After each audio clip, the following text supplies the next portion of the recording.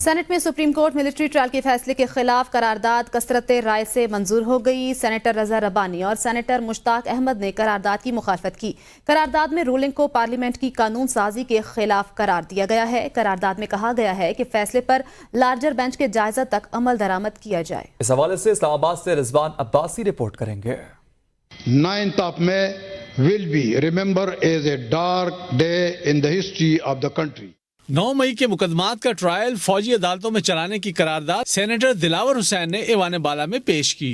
I now put the resolution before the House. Those who are in favor of the resolution may say aye.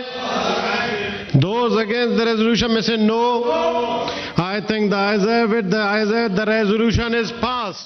قرارداد کو کثرت رائے سے منظور کر لیا گیا۔ قرارداد کے متن کے مطابق دہشت گردوں کے خلاف کارروائیاں آرمی عدالتوں میں ہونی چاہیے۔ مزید کہا گیا کہ سویلینز کے عسکری تنصیبات پر حملے کا ٹرائل آرمی عدالتوں میں ہوتا ہے۔ اس سے متعلق ترمیم 1967 سے موجود ہے۔ قرارداد میں رولنگ کو پارلیمنٹ کی قانون سازی کے خلاف قرار دیا گیا۔ کہا گیا کہ ملٹری کورٹس کے خلاف فیصلے سے دہشت گردی کو فروغ ملے گا۔ قرارداد کے مطابق 9 مئی واقعہ میں ملوث افراد کو ملٹری کورٹ میں ٹرائل کیا جائے۔ پارلیمنٹ نے ملٹری کورٹ کی اجازت دی تھی۔ ملٹری کورٹ ٹرائل فیصلہ پارلیمنٹ کے اختیارات میں مداخلت ہے۔ قرارداد میں مطالبہ کیا گیا کہ فیصلے پر لارجر بینچ کے جائزہ تک عمل درآمد نہ کیا جائے۔ سینیٹر رضا ربانی اور سینیٹر مشتاق احمد نے قرارداد کی مخالفت کی۔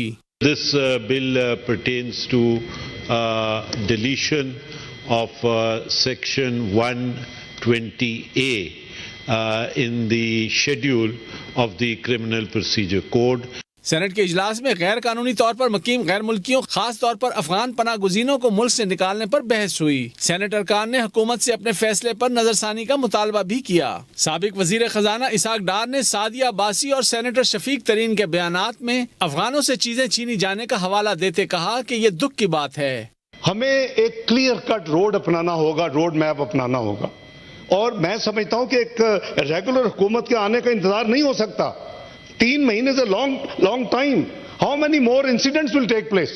نگران وزیر داخلہ سرفراز بگٹی نے کہا کہ پناہ گزینوں کے خلاف کوئی کریک ڈاؤن نہیں بلکہ کریک ڈاؤن غیر قانونی طور پر مقیم ایلینز کے خلاف ہے۔ پاکستان کا فارن ایکٹ کہتا ہے کہ آپ فارنر پکڑیں گے جو الیگل ہے اس کو جا کے جیل میں بند کریں گے۔ ہم نے اس کو آسان بنانے کے لیے ہم نے ان کے لیے جو سینٹرز بنائے ان کا نام ہولڈنگ سینٹرز کا دیا کہ ہم وہاں پر ان کو ہولڈ رکھتے ہیں فار 1 نائٹ فار 2 نائٹس اور وہاں سے پھر بھیجتے ہیں۔ سینٹ کا اجلاس کل صبح 10:30 بجے تک ملتوی کر دیا گیا۔